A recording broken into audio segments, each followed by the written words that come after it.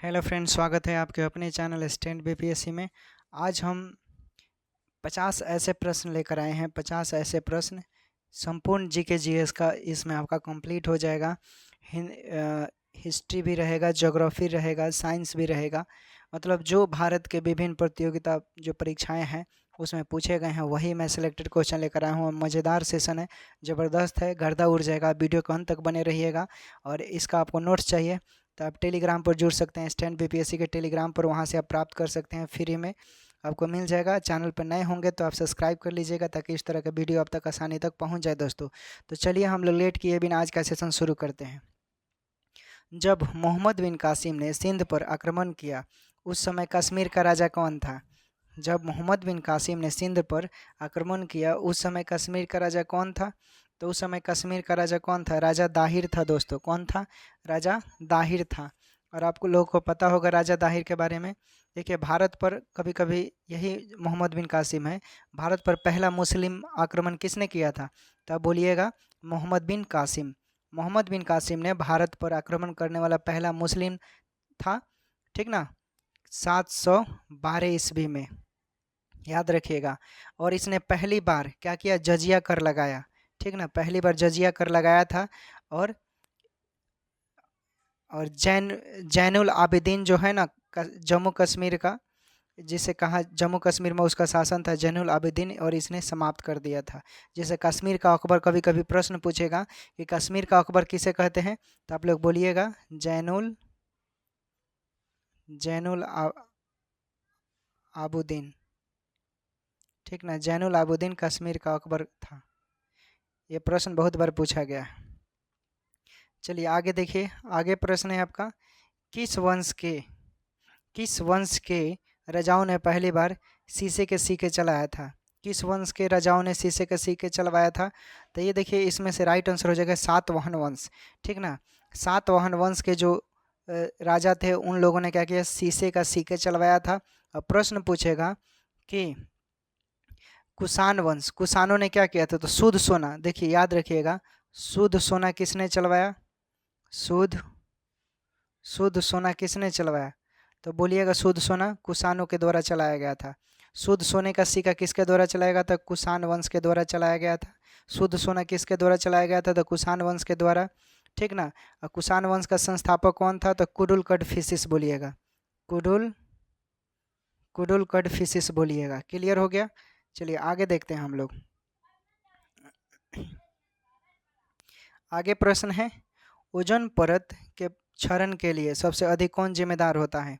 Ozone परत के क्षरण के लिए सबसे अधिक कौन जिम्मेदार है? ओजोन परत के क्षरण के लिए सबसे अधिक जिम्मेदार कौन है? इसमें से क्या राइट आंसर हो जाएगा? तो क्लोरोफ्लोरोकार्बन जो है वो ओजोन परत के लिए क्या है दोस्तों? यही जिम्मेदार है। क्लोरोफ्लोरोकार्बन ओजोन परत हमें अल्ट्रावायलेट रेडिएशन किरणों से क्या करता है? बचाव करता है, ठीक ना। आगे देखिए, आगे है, कोयला खदान में कौन सा गैस मौजूद होता है? कोयला खदान में कौन सा गैस मौजूद होता है? कोयला खदान ही नहीं दोस्तों, जहाँ पर कीचड़ पाकी होता है ना, जहाँ पर कीचड़ पाकी, ठीक ना, वहाँ पर क्या पाया जाएगा? मीथेन गैस पाया जाएगा, ठीक ना। कोयला खदान में मीथेन गैस पाया जाता है। कीचड़ पाकी जो होगा वहाँ पर समझ लीजिएगा क्या पाया जाएगा? मीथेन पाया जाएगा। ऐसे आप याद रख सकते हैं। आगे देखिए, आगे है, शरीर में पानी को नियंत्रित करने के लिए कौन सी हार्मोन की आवश्यकता होती है? शरीर में पानी को नियंत्रित करने के लिए कौन सी हार्मोन की आवश्यकता होती है? कौन सी हार्मोन? तो एडीएच। एडीएच एक हार्मोन होता है, ये शरीर में पानी की क्या करता है? हार्मोन की ज़रूरत पड़ती है इसको नियंत्रित कंट्रोल करने के लिए। याद रखिएगा, शरीर में पानी को नियंत्रित करने के लिए कौन सी हार्मोन की आवश्यकता होती है? एडीएच। शरीर में पानी को नियंत्रित करने के लिए कौन से हार्मोन की आवश्यकता होती है? एडीएच, ठीक ना, एडीएच याद रखिएगा। अगला प्रश्न है, अभी हाल ही में नई शिक्षा नीति जारी की गई है, इससे कितने वर्ष पहले शिक्षा नीति जारी की गई थी? आपको पता है क्या? देखिए, अभी अभी उस समय जब शिक्षा नीति जारी किया गया था, ठीक ना, अभी बता देते हैं, देख लीजिए। चूँकि शिक्षा नीति लागू करने वाला पहला प्रश्न कौन है? यूके। उत्तराखंड जिसे बोलते हैं, यूनाइटेड किंगडम यहाँ नहीं समझिएगा। शिक्षा नीति को पहला राज्य जो लागू किया वो यूके था, उत्तराखंड। और जो समिति थी शिक्षा नीति को लागू समिति करने वाली, उस समिति का क्या नाम था? तो के कस्तूरी रंगन,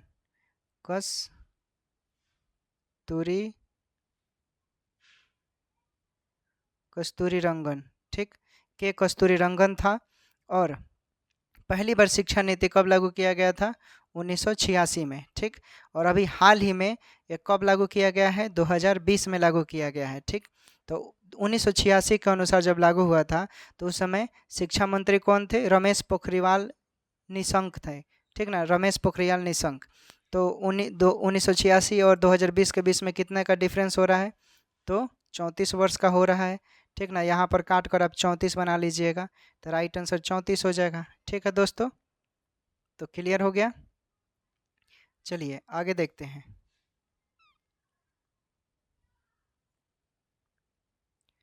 मधुमक्खी पालन की क्रिया क्या कहलाती है? मधुमक्खी पालन की क्रिया क्या कहलाती है? बताइए। मधुमक्खी पालन की क्रिया एपीकल्चर कहलाता है, ठीक। मधुमक्खी पालन की क्रिया को हम लोग क्या कहते हैं? एपीकल्चर, ठीक ना। सेरीकल्चर रेशम कीट पालन से संबंधित है। सेरीकल्चर में रेशम कीट पालन का अध्ययन किया जाता है। सेरीकल्चर में रेशम कीट पालन का अध्ययन किया जाता है। सेरीकल्चर में रेशम कीट पालन का अध्ययन किया जाता है। पीसी कल्चर में मछली पालन का अध्ययन किया जाता है। पीसी कल्चर में मछली पालन का अध्ययन किया जाता है। पीसी कल्चर में मछली पालन का अध्ययन किया जाता है, ठीक ना। पूछेगा बिहार में सबसे ज़्यादा सिल्क उत्पादन कहाँ होता है? बिहार में सबसे ज़्यादा सिल्क उत्पादन कहाँ होता है? तो बोलिएगा भागलपुर। क्या बोलेंगे आप लोग? भागलपुर बोलिएगा, ठीक, भागलपुर बोलिएगा। उसके बाद पूछेगा कि भारत का कौन सा ऐसा राज्य है जहाँ पर सबसे ज़्यादा सिल्क का उत्पादन होता है? तो कर्नाटक, ठीक ना, कर्नाटक। भारत का कौन सा ऐसा राज्य है जहाँ पर सबसे ज़्यादा सिल्क का उत्पादन होता है? तो कर्नाटक। और प्रश्न पूछेगा विश्व का कौन सा ऐसा देश है जहाँ पर सबसे ज़्यादा सिल्क उत्पादन किया जाता है? ठीक ना, तो क्या बोलेंगे? चीन, चीन बोलिएगा, ठीक। क्लियर हो गया। चलिए आगे देखते हैं।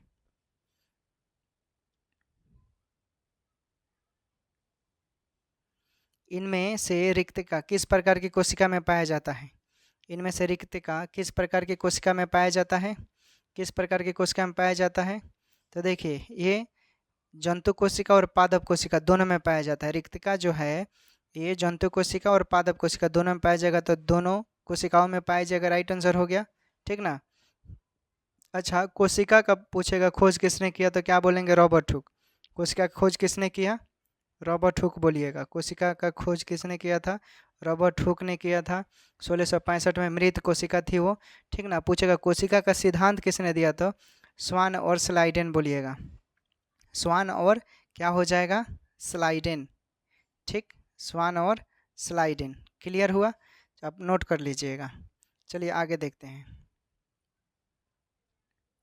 आगे प्रश्न है कोशिका के अंदर ग्लूकोज को तोड़कर ऊर्जा निष्कर्षण के लिए कौन जिम्मेदार होता है? कोशिका के अंदर ग्लूकोज को तोड़कर ऊर्जा निष्कर्षण के लिए कौन जिम्मेदार होता है? तो इसमें से कौन जिम्मेदार होगा, आपको पता है? बताइए। तो देखिए माइटोकॉन्ड्रिया, ठीक ना। और माइटोकॉन्ड्रिया को पावर हाउस ऑफ सेल बोलते हैं। क्या बोलते हैं? पावर हाउस ऑफ सेल बोलते हैं, ठीक ना। माइटोकॉन्ड्रिया के पावर हाउस ऑफ सेल बोलते हैं। राइबोसोम को क्या बोलते हैं? प्रोटीन की फैक्ट्री, ठीक ना, प्रोटीन फैक्ट्री बोलते हैं राइबोसोम को, ठीक। क्या बोलते हैं? प्रोटीन के फैक्ट्री बोलते हैं राइबोसोम को। क्लियर हुआ? और देखिए और क्या है? गोल्गी बॉडी, ठीक। गोल्गी बॉडी क्या करता है? तो ये क्या करता है? इसको ट्रैफिक कंट्रोलर बोलते हैं। ट्रैफिक कंट्रोलर बोलिएगा क्योंकि इसी के माध्यम से क्या होता है शरीर में कितनी मात्रा में भेजना होता है सब चीज़ यही भेजता है, ठीक ना। क्लियर हुआ? आगे देखिए। कोशिका के अंदर ग्लूकोज को तोड़कर ऊर्जा निष्कर्षण के लिए कौन जिम्मेदार होता है? कोशिका के अंदर ग्लूकोज को तोड़कर ऊर्जा निष्कर्षण के लिए कौन जिम्मेदार होता है? कौन जिम्मेदार होता है? तो जिम्मेदार होता है, अभी बताया मैंने क्या, माइटोकॉन्ड्रिया, ठीक ना। माइटोकॉन्ड्रिया हो जाएगा, रिप्टेड है, ठीक।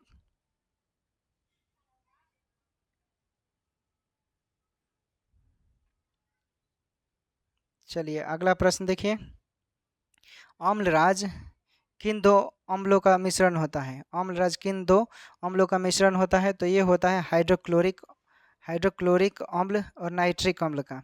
हाइड्रोक्लोरिक अम्ल और नाइट्रिक अम्ल का, जिसे हम लोग बोलते हैं ना HCl और HNO3, ठीक। इसी का क्या होता है, 1:3 के फॉर्म में होता है। 1:3 के फॉर्म में होता है, तब ये क्या कहलाता है? अम्लराज कहलाता है, ठीक ना। तो हाइड्रोक्लोरिक अम्ल और नाइट्रिक अम्ल का मिश्रण होता है। आधुनिक भूगोल का पिता किसे कहते हैं? आधुनिक भूगोल का पिता किसे कहते हैं? बताइए लोग, आधुनिक भूगोल का पिता किसे कहते हैं? देखिए, बहुत ही क्रिटिकल सवाल है, माथा पेची वाला है, बहुत लोग यहाँ कन्फ्यूज करेंगे। आपको आधुनिक भूगोल का पिता बोला है, भूगोल का नहीं। जब भूगोल के पिता का बात करेगा, जब भूगोल के पिता का बात करेगा, तो भूगोल के पिता इरेटोस्थनीज, ठीक, अभी बताते हैं। इरेटोस्थनीज, इरेटोस्थनीज किसके अनुसार? NCERT के अनुसार, ठीक, NCERT के अनुसार। और वही लूसेंट के अनुसार हिक्टियस हो जाएगा, हिक्टियस। लूसेंट के अनुसार क्या हो जाएगा? हिक्टियस। NCERT के अनुसार इरेटोस्थनीज और लूसेंट के अनुसार हिक्टियस। अब पूछ रहा है क्या इसमें? आधुनिक भूगोल का पिता।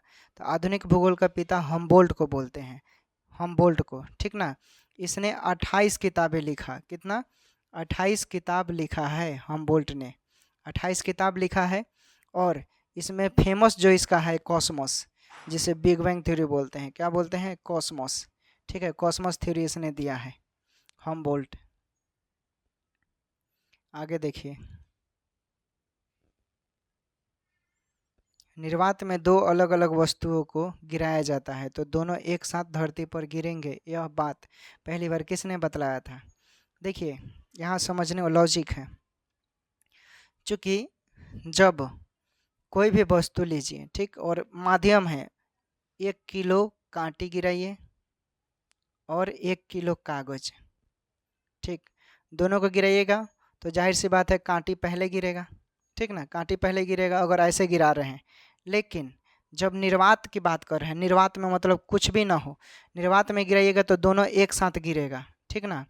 निर्वात में किसी भी दो वस्तु को बराबर लेकर एक साथ गिराइएगा तो दोनों एक साथ ही गिरेगा। ये किसने बताया था? तो ये बताया था किसने? गैलीलियो ने बताया था। किसने बताया था? गैलीलियो ने बताया था। और गैलीलियो ने ही क्या बताया था? जड़त्व का नियम दिया था, इनर्सिया जिसे बोलते हैं, लॉ ऑफ इनर्सिया। गैलीलियो ने क्या बताया था? जड़त्व का नियम बताया था, जिसे लॉ ऑफ इनर्सिया बोलते हैं। और ये कहाँ का था? इटली का था। गैलीलियो इटली के नागरिक थे, ठीक ना। न्यूटन की बात करें तो न्यूटन ने गति का नियम दिया था। न्यूटन ने क्या दिया था? गति का नियम, गुरुत्वाकर्षण का नियम न्यूटन ने ही दिया था, ठीक ना। याद हुआ? चलिए आगे देखिए,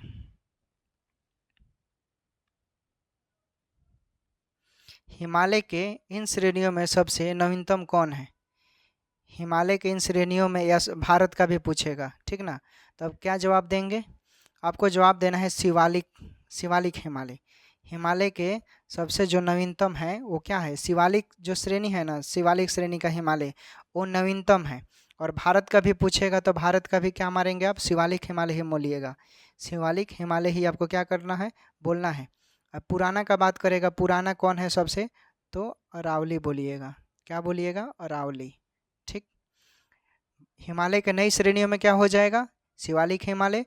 और पुरानी पूछेगा तो अरावली। भारत का ही नई पूछेगा तो शिवालिक ही बोलेंगे। क्लियर हुआ? आगे देखिए, आगे हैं पंचमढ़ी नामक हिल स्टेशन किस पर्वत में स्थित है? पंचमढ़ी नामक हिल स्टेशन किस पर्वत में स्थित है? किस पर्वत में स्थित है? देखिए, पंचमढ़ी नामक हिल स्टेशन की बात कर रहा है तो ये कहाँ है? सतपुरा पर्वत, ठीक ना। सतपुरा पर्वत में स्थित है पंचमढ़ी नामक हिल स्टेशन, ठीक। और भारत में बात करेगा, भारत में कितने टाइगर रिजर्व हैं? तो 53 बोलिएगा। भारत में कितने कुल टाइगर रिजर्व हैं? 53। और बिहार में बोलेगा तो एगो। बिहार में कितने हैं? एगो, ठीक ना, जो पश्चिमी चंपारण में है, ठीक, राम सरोवर पूछेगा, राम सरोवर स्थल तो क्या बोलेंगे, एगो बोलिएगा बेगूसराय में है। आगे देखिए, आगे है आपका कि इंद्रावती नदी किस नदी की सहायक नदी है। इंद्रावती नदी एक गोदावरी की सहायक नदी है दोस्तों। इंद्रावती नदी गोदावरी की सहायक नदी है और कहाँ से निकलती है, इसका उद्गम स्थल छत्तीसगढ़ से है। कहाँ से है, छत्तीसगढ़ से है उद्गम स्थल, ठीक ना। और चित्रकूट जलप्रपात, चित्रकूट जलप्रपात है जो, वो कहाँ है, ये भी इंद्रावती नदी पर ही है, ठीक ना। कहाँ है, इंद्रावती नदी पर ये भी स्थित है। इंद्रावती नदी पर चित्रकूट जलप्रपात बोलिएगा, ठीक। भारत में कुल राष्ट्रीय उद्यान कितने हैं, तो 106 बोलिएगा। क्लियर हो गया। चलिए आगे देखते हैं, आगे देख लीजिए, आगे क्या है। गुट निरपेक्षता का संबंध भारत के किस नेता से महत्वपूर्ण रूप से रखता है। गुट निरपेक्षता का सिद्धांत भारत के किस नेता से रखता है। देखिए गुट निरपेक्षता की बात बोलता है, ठीक ना। तो गुट निरपेक्षता का सिद्धांत जवाहरलाल नेहरू से। अब समझिए, देखिए 6 अगस्त, ठीक, 6 अगस्त 1945 को हिरोशिमा एक जगह है जापान में, हिरोशिमा, ठीक, हिरोशिमा पर परमाणु बम गिराया गया था 6 अगस्त 1945 को। और फिर 3 दिन बाद 9 अगस्त 1945 को नागासाकी पर बम गिराया गया था। नागासाकी पर बम गिराया गया था, ठीक ना। और दोनों जो बम गिराया गया इसी के दौरान विश्व युद्ध समाप्त हो गया, ठीक ना। यही परमाणु बम गिराने के दौरान विश्व युद्ध क्या हो गया, समाप्त हो गया दोस्तों, ठीक ना। और ब्रिटेन और अमेरिका का जो सेना थी ना, संयुक्त सेना, इसमें क्या पार्टिसिपेट किया था, भाग लेकर युद्ध में भाग लिए थे ब्रिटेन और अमेरिका के संयुक्त सेना। और इन दोनों के समाप्ति के बाद, ठीक ना, एक और युद्ध हुआ, क्या हुआ, जिसे हम लोग शीत युद्ध बोलते हैं। क्या बोलते हैं, शीत युद्ध। ये कब से कब चला था, तो ये चला था 1945 से 1991 तक चला था शीत युद्ध, ठीक ना। इसमें अमेरिका सोच रहा था कि हमारा वर्चस्व कायम रहे और रूस बोल रहा था कि नहीं हमारा वर्चस्व कायम रहे। तो अमेरिका और रूस इसमें क्या होता है, शीत युद्ध में 2 भागों में बंट जाता है। चलिए आगे देख लेते हैं।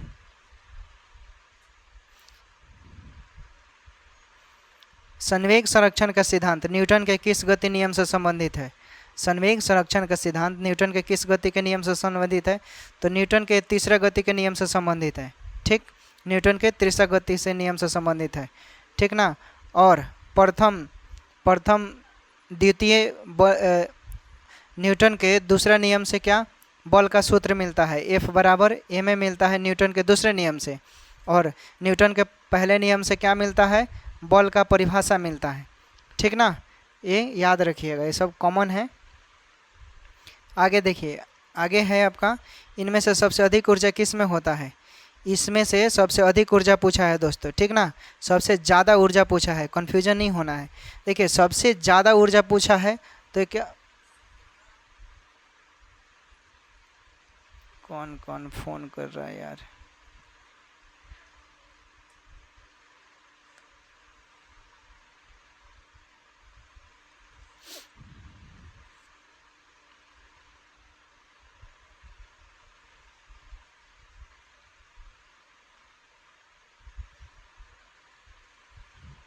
चलिए इनमें से सबसे अधिक ऊर्जा किस में होता है, तो देखिए सबसे ज़्यादा ऊर्जा का बात करेगा तो वासा बोलिएगा। सबसे ज़्यादा ऊर्जा किस में है, होता है वासा में, फैटी में। लेकिन सबसे जल्दी ऊर्जा किस में, खाना खा लिया अभी और हमको अभी ऊर्जा चाहिए तो क्या हो जाएगा, कार्बोहाइड्रेट। हमें चावल जैसे खाएंगे तो अभी आपको ऊर्जा मिल जाएगा, वो क्या होता है, चावल। लेकिन सबसे ज़्यादा ऊर्जा की बात करें इसलिए वासा में आपको ज़्यादा होगा। इंस्टेंट एनर्जी चाहिए तो कार्बोहाइड्रेट, ठीक ना, ज़्यादा चाहिए तो वासा। मिश्र धातु में किस अमलगम कहा, मिश्र धातु में किसे अमलगम कहा जाता है। मिश्र धातु में किसे अमलगम कहा जाता है, मिश्र धातु में किसे अमलगम कहा जाता है, तो ये जिसमें पारा मिला हो, ठीक ना, जिसमें पारा मिला होगा उसमें क्या कहेंगे, अमलगम बोलेंगे, ठीक ना। क्लियर हुआ। चलिए आगे देखिए, आगे है रूम हीटर का तार प्रतिरोध कैसा होता है। रूम का जो हीटर का तार होता है वो कैसा होता है, कैसा होता है वो, तो वो अधिकतम होता है उसका, इसलिए वो जल्दी नहीं गलता है दोस्तों, ठीक ना, रूम हीटर का तार। चलिए अगला प्रश्न देखिए, ग्राम न्यायालय की स्थापना किस अनुच्छेद के तहत करने की सिफारिश 2008 में की गई थी। ग्राम न्यायालय की स्थापना बोल रहा है दोस्तों, ठीक ना, ग्राम न्यायालय की, तो क्या हो जाएगा, ग्राम न्यायालय की बोल रहा है, ठीक ना, तो बताइए ग्राम न्यायालय के क्या हो जाएगा, तो अनुच्छेद 39A हो जाएगा, क्योंकि गांव में जो न्यायालय की स्थापना की गई है वो आर्टिकल 39A के अनुसार किया गया है, ठीक। और आपको पता होगा आर्टिकल 124 क्या होता है, इसमें सुप्रीम कोर्ट की स्थापना, सुप्रीम कोर्ट की स्थापना आर्टिकल 124, ठीक ना। और हाई कोर्ट की स्थापना पूछेगा तो हाई कोर्ट की स्थापना 214, याद रखिएगा, सुप्रीम कोर्ट की स्थापना आर्टिकल 124, 214 हाई कोर्ट का, और ग्राम न्यायालय के 39A हो जाएगा, क्लियर हुआ। और 44 की बात करेगा तो समान नागरिक संहिता, जिसे कॉमन सिविल कोड बोलते हैं, यूनिफॉर्म सिविल कोड UCC महिलाओं के लिए बहुत ज़रूरी है। चलिए अगला प्रश्न देखते हैं, अगर नियंत्रक महालेखा परीक्षक राज्य सरकार के खर्चों की जांच करेगा तो अपना रिपोर्ट किसे देगा। नियंत्रक महालेखा परीक्षक की बात कर रहा है, ठीक ना। देखिए अगर नियंत्रक महालेखा परीक्षक राज्य सरकार के खर्चों को जांच करेगा तो राज्यपाल को देगा, जिसे हम लोग कैग बोलते हैं। क्या बोलते हैं, कैग। और कैग के बारे में आर्टिकल 148 से लेकर 152 तक के बारे में बताया गया है। भारतीय अनुच्छेद 148 से लेकर 52 तक में कैग के बारे में बताया गया है। कैग जब राज्य के खर्चों का जांच करेगा तो वो रिपोर्ट राज्यपाल को देगा, और वही जब केंद्र लेवल पर जांच करेगा तो किसे देगा, राष्ट्रपति को देगा, ठीक ना, क्लियर हुआ। राज्य लेवल पर राज्यपाल, केंद्र लेवल पर किसको देगा, राष्ट्रपति को देगा, ठीक। आगे देखते हैं, आगे देखिए, महान्यायवादी का संबंध में क्या गलत है इसमें। तो देखिए वह संसद के दोनों सदनों में सरकार का पक्ष रख सकता है, बिल्कुल सही है। वह सुप्रीम कोर्ट में सरकार की तरफ से वकील होगा, यह भी सही है। वह अपना निजी वकालत नहीं कर सकता, नहीं, महान्यायवादी के पास इतना पावर होता है कि वो अपना निजी वकालत भी कर सकता है, और सुप्रीम कोर्ट के जज के बराबर का क्या करता है, योग्यता रखता है, ठीक है। तो इसमें बोल रहा है क्या गलत है, तो गलत C हो जाएगा, बाकी तीनों आपके क्या हैं, सही हैं। आपका C नंबर अपना निजी वकालत नहीं रख सकता, उसको रखने का अधिकार है, तो ये आपका क्या हो जाएगा, सही हो जाएगा, ठीक ना, क्लियर हुआ। चलिए आगे देखते हैं,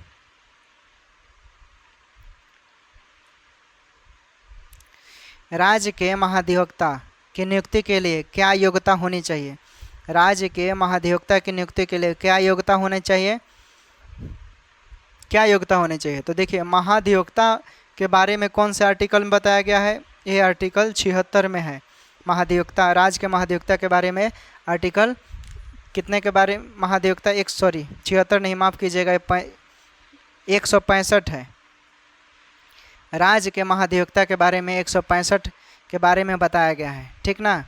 राज्य का महाधिवक्ता जो होगा वो आर्टिकल 165 के तहत होगा। राज्य सरकार का मुख्य वकील जिसे कौन होता है, कानूनी सलाहकार होता है। राज्य सरकार का मुख्य वकील कानूनी सलाहकार, जिसे हम महाधिवक्ता बोलते हैं, वही आर्टिकल 165 के अंतर्गत आते हैं, ठीक ना।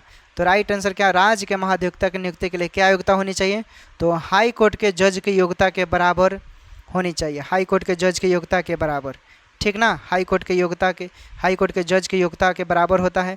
देखिए देखिए 5 साल तक अलग अलग ज़िलों में क्या वो जज होना चाहिए, या 10 साल तक वो किसी ज़िला में क्या हो, वकील हो, या तो 5 साल तक अलग अलग ज़िलों में जज का एक्सपीरियंस हो उनके पास, या 10 साल तक उन्होंने क्या किया हो, अलग अलग ज़िलों में वकालत किया हो, तो उन्हें हम महाधिवक्ता के जज के हाई कोर्ट के जज की योग्यता के बराबर होगा उनका कार्य। और महान्यायवादी की बात करेगा, महान्यायवादी तो आर्टिकल 76 में बताया गया है महान्यायवादी।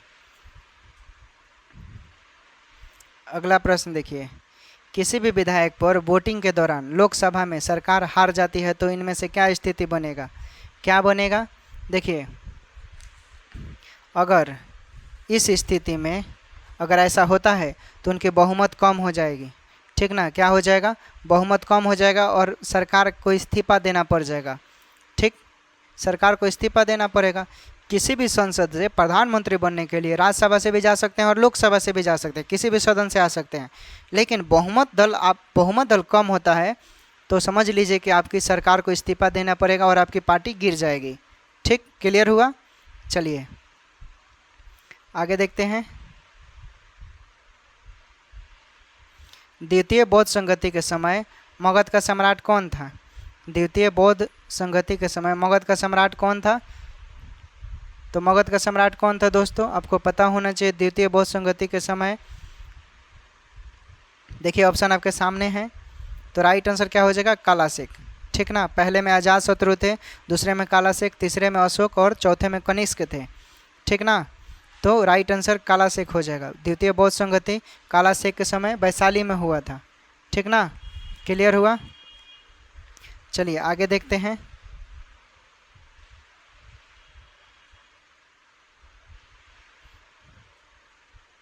अगला प्रश्न है, इनमें से कौन सा शासक द्वितीय परशुराम के नाम से जाना जाता है? इनमें से कौन सा शासक द्वितीय परशुराम के नाम से जाना जाता है? तो महापद्म नंद को बोलते हैं। महापद्म नंद, इसने कसम खाया था कि मैं जितने क्षत्रिय हैं सबका नाश कर देंगे। ठीक ना, चूँकि क्या हुआ था, क्योंकि पुष्यमित्र शुंग पहला ब्राह्मण साम्राज्य का संस्थापक जिसे बोला जाता है, पुष्यमित्र शुंग ने क्या किया था, जितने सम्राट अशोक के द्वारा गौतम बुद्ध की मूर्तियाँ बनाई गई थी बौद्ध धर्म की, उसने सबको क्या कर दिया? नाश कर दिया। तो इसी के बदौलत क्या हुआ था, इन्होंने कसम खाया था कि हम ऐसा करेंगे। ठीक ना, हालांकि आप इतिहास में लिखा गया है तो हम बता रहे हैं, आप इसको दिल पे नहीं लेना है क्योंकि ये इतिहास है। ठीक है, समझ गए? द्वितीय परशुराम महापद्म नंद को बोलते हैं और इनका 3 नाम था। इन्हें एकराट भी बोल सकते हैं आप, एकराट, कहीं कहीं प्रश्न में पूछा जाता है एकराट। और महाक्षत्रांतक, क्षत्रियों का नाश करने वाला, महाक्षत्रांतक, महाक्षत्रांतक। ठीक ना, महाक्षत्रांतक भी बोलते हैं। भारत का पहला ब्राह्मण राजवंश कौन था? पुष्यमित्र, याद रखिएगा। लिच्छवी राजकुमारी कुमार देवी का संबंध किस वंश के शासक से था? लिच्छवी राजकुमारी कुमार देवी का संबंध किससे था? तो लिच्छवी राजकुमारी कुमार देवी का संबंध जो था वो गुप्त वंश से था। ठीक ना, किससे था? गुप्त वंश से था। लिच्छवी राजकुमारी कुमार देवी का संबंध किससे था? गुप्त वंश से था।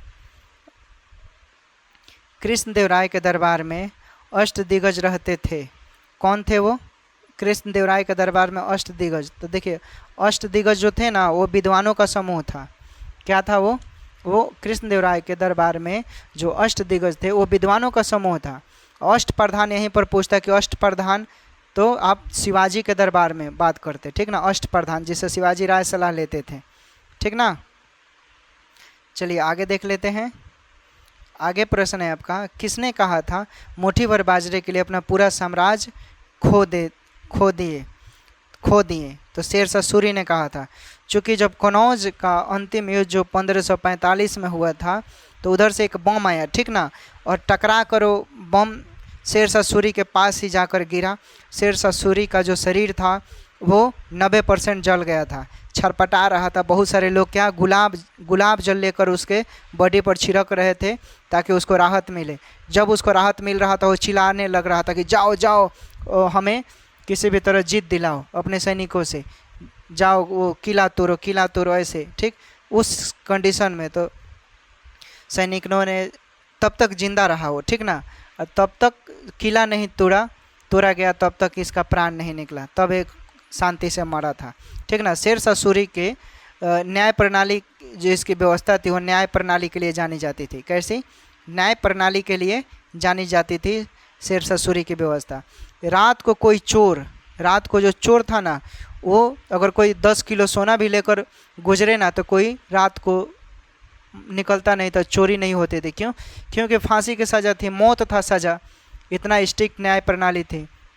और देखिए शेरशाह सूरी के साथ और हुमायूं के साथ युद्ध हुआ था। ठीक ना, कौन कौन देख लीजिए। चौसा का युद्ध हुआ था, याद रखिएगा। चौसा का युद्ध हुआ था 1539 ईस्वी में। ठीक, कनौज का युद्ध हुआ था, कनौज जिसे बिलग्राम बोलते हैं, 1540 ईस्वी में हुआ था। ठीक ना। और कलिंजर युद्ध में मृत्यु हो जाती है इसकी 1545 में शेरशाह सूरी की। अभी बताया मैंने, जो बम टकरा कर आया और 90% शरीर का हिस्सा जल गया। अगला प्रश्न देखिए, अगला प्रश्न है, मुगल का साता कमज़ोर हो गया तब अवध राज ने अपने आप को अलग कर लिया। अवध राज की स्थापना किसने की? अवध राज की स्थापना किसने किया, बताइए?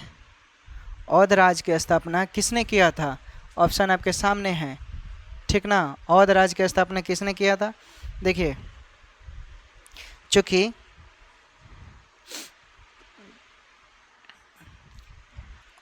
बताइए इसमें से क्या राइट आंसर होगा? इसमें से देख लीजिए, राइट आंसर हो जाएगा अवध राज की स्थापना शहादत खान ने किया था। किसने किया था? शहादत खान ने किया था अवध राज की स्थापना, ठीक ना। और बंगाल की पूछता, बंगाल का तो मुर्शीद कुली खां बोलते। बंगाल की स्थापना किसने किया था? मुर्शीद कुली खां। और अवध का पूछ रहा है तो अवध का शहादत खान हो जाएगा, ठीक, शहादत खान हो जाएगा। क्लियर हुआ? शहादत खान ने इसकी स्थापना कब की थी? 1722 ईस्वी में, याद रखिएगा। चलिए आगे देखते हैं।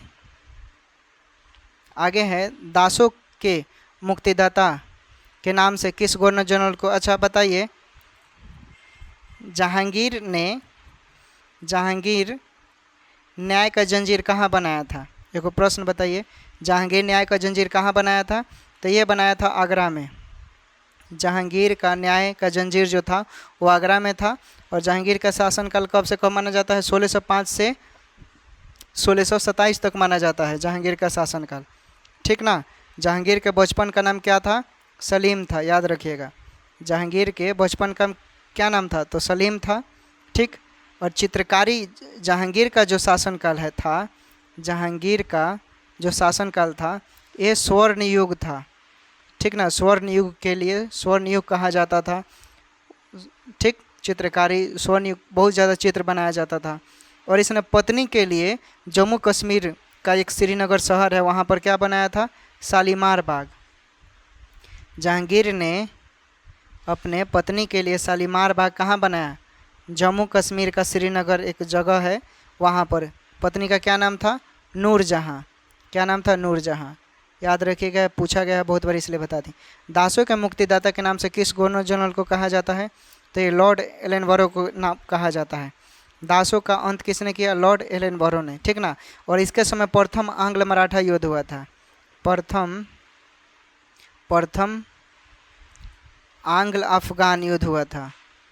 प्रथम आंग्ल अफगान युद्ध हुआ था, ठीक ना, इसके समय, याद रखिएगा।